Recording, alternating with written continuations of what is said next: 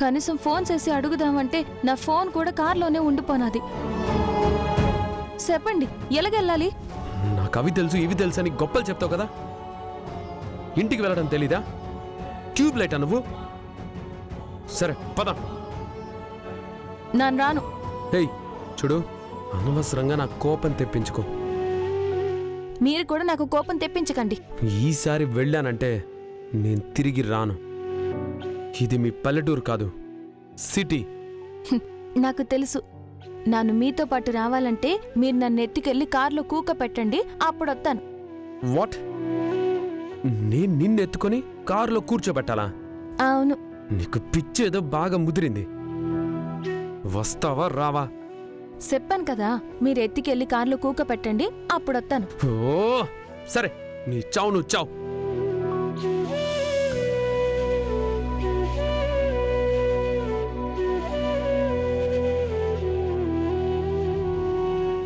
మళ్ళీ చెప్తున్నాను, నేను వెళ్తున్నాను.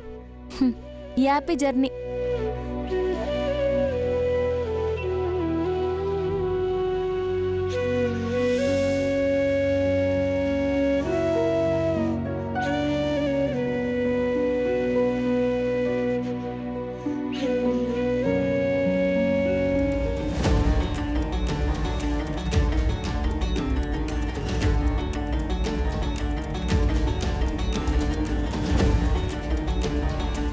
లక్ష్మి ఏమి అమాయకురాలు కాదు. సిటీలోనే ఎక్కడో ఒక చోట ఉండే ఉంటుంది. ఒకవేళ వెళ్తే వాళ్ళ ఇంటికే వెళ్ళి ఉంటుంది. దీనికే ఎందుకు అంత కంగారు? ఏం మాట్లాడుతున్నావు ప్రియంవదా? నీకు కొంచెం కూడా జాలి దయ అనేవే లేవా? పట్నం మొహం కూడా తెలియని ఒక పల్లెటూరి అమ్మాయిని మధుసూదన్ బుద్ధి లేకుండా వదిలేసొచ్చాడు.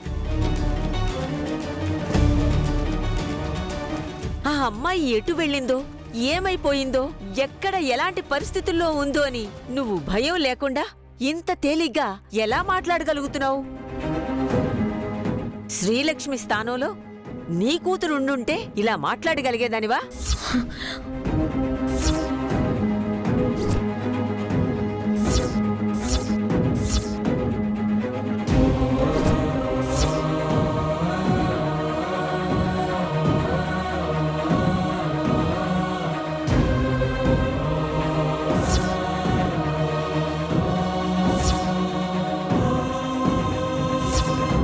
అరవింద్, అజయ్, శ్రీలక్ష్మి స్థానంలో సింధుజాక్షో ఐశ్వర్యో ఉండుంటే మీరిలా ఏం పట్టనట్టు ఇంటి పట్టున కూర్చునుండేవాళ్ళ?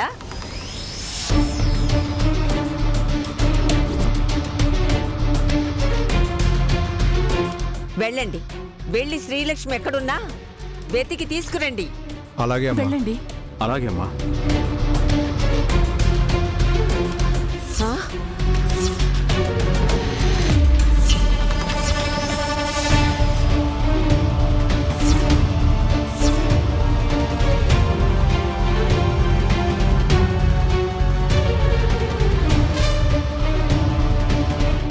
వచ్చేశాడు. అన్న ఇంకా శ్రీలక్ష్మిని తీసుకురాలేదు. తాతయ్య అడిగితే ఇప్పుడేం చెప్పాలి?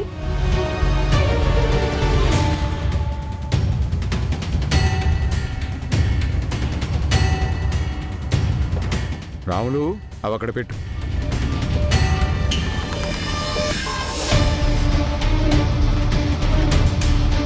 ఇందిరా, ఏమండి? ఏమైంది? ఎవరి రాక కోసం ఎదురు చూస్తున్నట్టు అందరూ గుమ్మం వైపు చూస్తూ నిలబడ్డారు.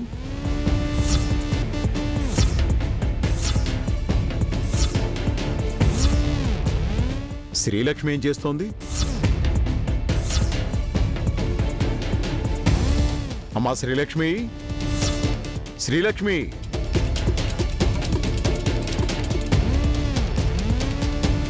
శ్రీలక్ష్మి ఎక్కడా? అదే శ్రీలక్ష్మి ఇంట్లో. ఐశ్వర్య, ఐశ్వర్య,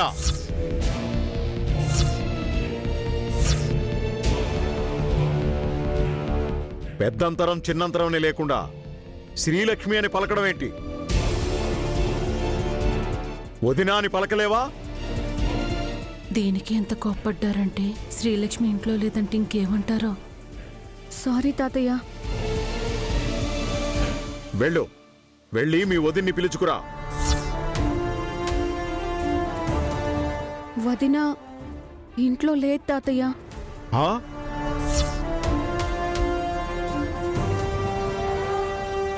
ఇంట్లో లేదా?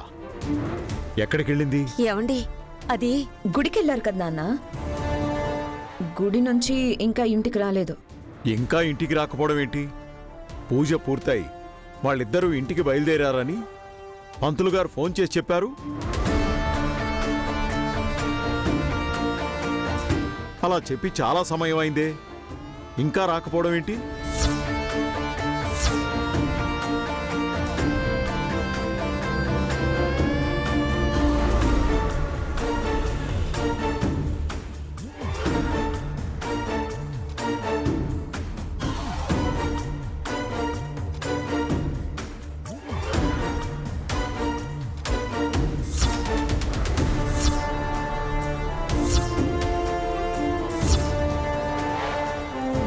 వీడొక్కడే వచ్చాడా, దాన్ని కూడా తీసుకొచ్చాడా?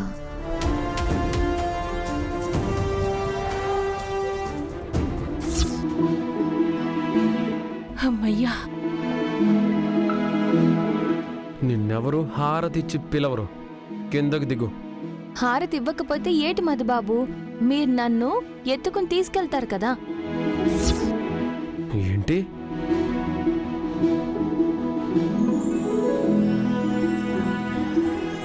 ఏమన్నా? నిన్నెత్తుకొని తీసుకెళ్తానా? నేను చెప్పానా? నాకు తెలుసు మధుబాబు.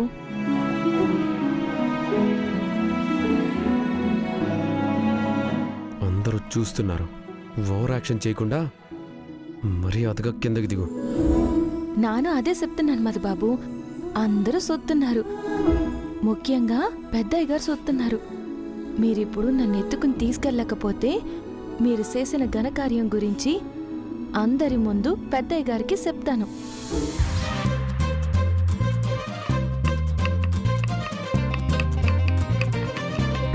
మీరు పళ్ళు ఎప్పుడైనా కొరుక్కోవచ్చు, కానీ జరిగిన విషయం పెద్దయ్య గారికి చెప్తే కొరుక్కోవడానికి ఆ పళ్ళుండవు. నిన్ను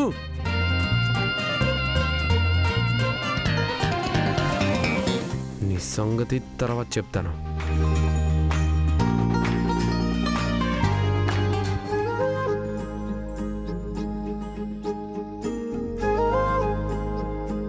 మధుబాబు, మధుబాబు కొంచెం నవ్వండి.